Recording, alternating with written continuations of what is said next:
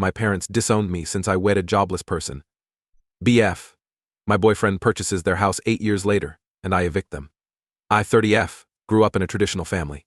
It was always emphasized by my parents to marry a successful, wealthy individual. At their desire, my older brother, 35M, wed a well-to-do 33F woman. Tom, 32, was searching for a business opportunity after receiving his MBA and being unemployed. I dated him 8 years ago. My decision was criticized by my family, especially by my brother and sister-in-law. They stated I spent time with Tom and called him a loser. Things worsened with Tom's proposal. Yes, I did accept. I told my family, and they were not happy. My parents were persuaded that I was making a grave error by my brother and sister-in-law. They warned I would regret my decision and that Tom would never succeed. My parents offered me 2 options: either get over Tom or move out. Tom is my choice.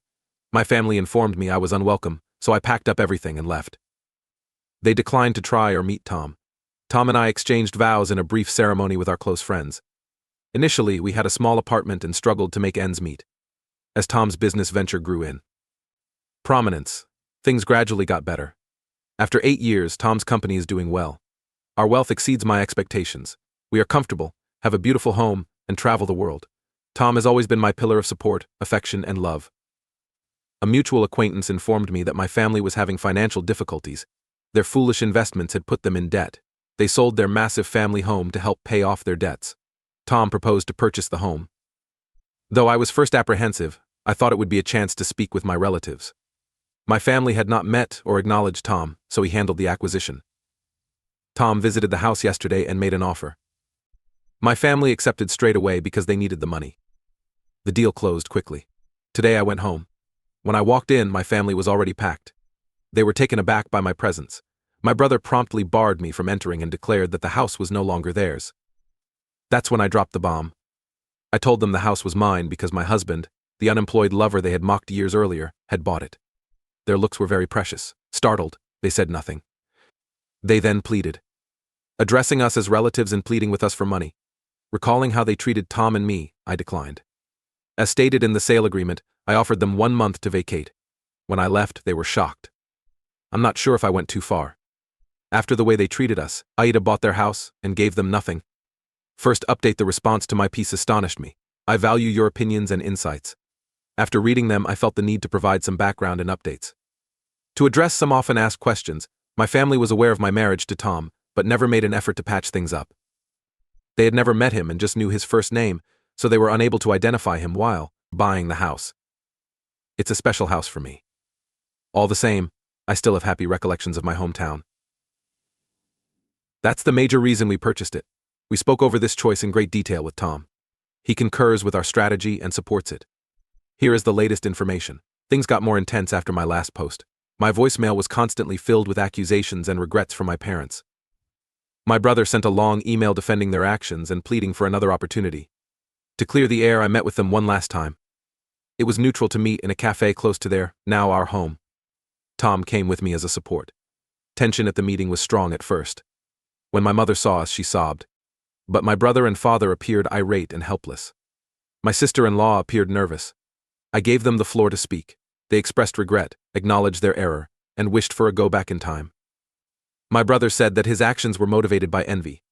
Seeing me with Tom made him question his role as the golden kid, which he had always held. I talked with composure yet firmness. I told them about Tom and my premarital issues, how we collaborated, labored, and created our lives as a team. Their rejection, I said, hurt but made me stronger. I promised to treat them civilly, but I was unable to forgive or forget what they had done. Excuses alone would not be enough to restore trust. I informed them I wouldn't provide them with financial support. They were to blame for their poor decisions. To give them more time to move and arrange their money, I gave them 3 months rather than 1, rent-free, in the house. They grumbled that relatives need to support relatives. When they rejected me, I persisted, reminding them that they didn't think of me as family.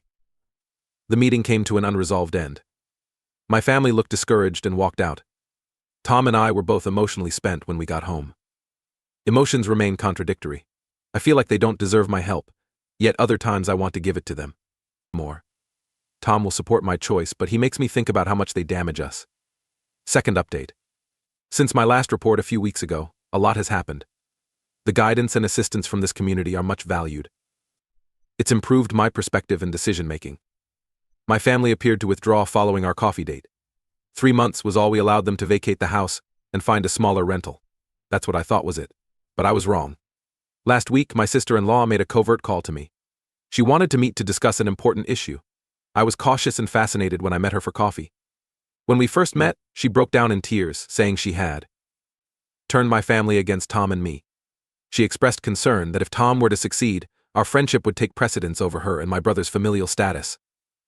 She acknowledged that she had given my brother and father false information about Tom, inflated his unemployment, and painted a bleak picture of our future for us. Before we left, she even admitted to hiding Tom's job offer letter at our family's house. Startled and enraged. Her behavior damaged and splintered our family. However, I experienced an odd sense of relief as I saw her cry and beg for forgiveness. It now dawned on me why my family was so unforgiving and vicious. I told her I would talk to Tom and that I needed time to ponder. She went, looking both relieved and nervous, understanding.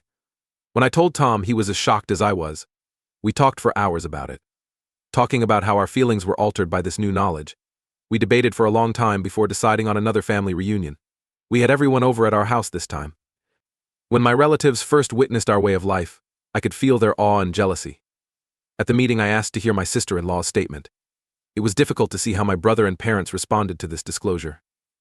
They realized how easily they had been tricked and were filled with fury, confusion, and regret. My brother in particular looked crushed. He expressed serious regret to Tom and me, claiming that he ought to have stood by his sister instead of giving in to his wife's resentment. The meeting was filled with apology and tears. By the end, we felt exonerated. The atmosphere. I emphasized that while this explanation made sense to me, it didn't take away from the 8 years of suffering. Tom and I decided to get back buddies. However, it would require everyone's time and work. We continued to be strict with the house and their money as well. We advised them to take accountability for their choices and behaviors, just like we did when we first started our lives together. Although they appeared to accept this, I could tell they were hoping for more money. After a cautiously optimistic discussion, we decided to start small, like having occasional family dinners. Though lighter, I'm still worried. Regaining confidence will require time.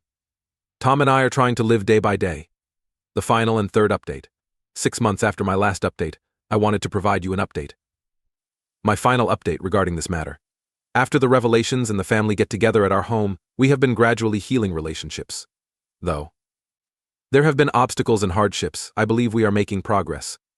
Every month we have family dinners, hopping from restaurant to home. The first dinners were uncomfortable, tense conversations.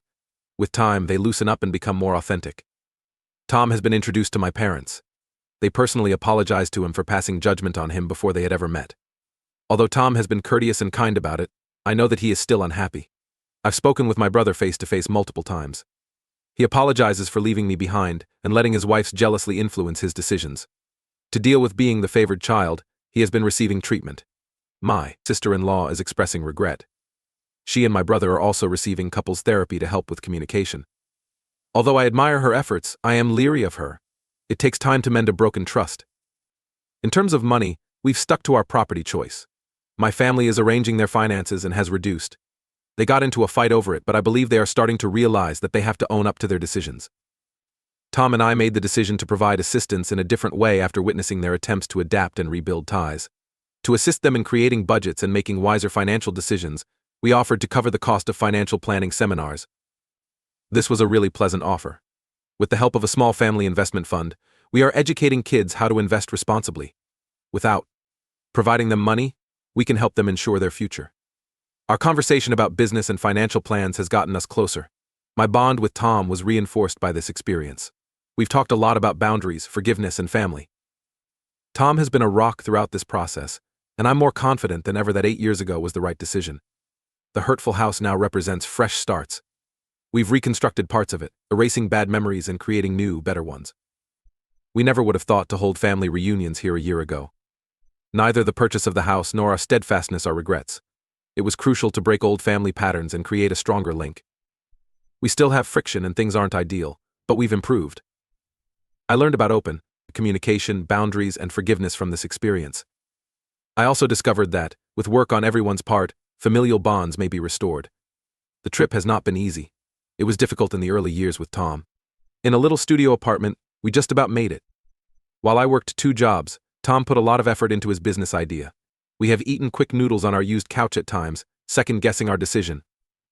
It was enough that we had each other. That day, Tom's business flourished. Both nervous and excited we were. Challenges arose from success.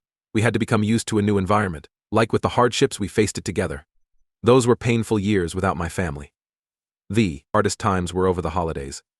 While some celebrated with family, Tom and I created our own traditions. Families were formed out of friends who helped and encouraged us. When we learned about my family's financial difficulties, we became quite emotional. I felt somewhat vindicated. They suffered after criticizing us so viciously. There was a depressing section as well. Despite everything, I thought of them as family. It was an odd day when I came inside the house and observed my family's shocked expressions. The roles were completely backwards. It was satisfying, I must confess, to learn that Tom, the guy they had cast aside with such casualness, had purchased their land. But the intricacy of emotions quickly overshadowed that satisfaction. The revelation made by my sister-in-law altered everything. It was both annoying and illuminating to realize that she was the primary reason our family detested us. It made the dynamics from earlier years clear, but it also caused fresh wounds. Forgiving her was one of the most difficult things. It has not been easy to rebuild relationships during the last 6 months.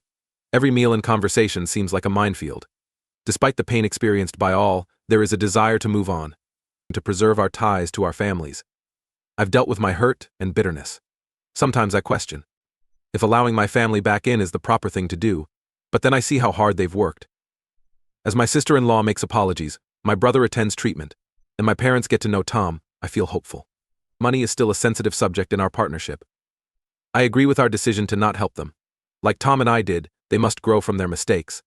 But understanding investments and financial planning seems like a smart place to start. It's teaching them how to fish, not giving them one, as the saying goes. Tom has been a rock for me during this whole process. It surprises me that despite my family's abuse, he is willing to forgive and give them another chance. He claims to do it for me, but I can see that it's only because he's kind and giving. This reunion was made possible by his support. This taught me a lot of things. I came to see how effective forgiveness is both for you and the one you forgive. I discovered that setting clear, loving boundaries can improve relationships. I now realize that families are messy, complex, and imperfect, but they can also change. Most importantly, I've discovered that the foundation of everything is love, the kind Tom and I share, the kind that endures hardships and rejoices in victories. It provided us the fortitude to go through those trying early years and to handle this challenging family situation now. I'm grateful for your companionship on this journey. Your counsel and support were really helpful. This is my last update, although our story is far from done in my opinion. For the first time in a long time, I'm excited to begin a new chapter.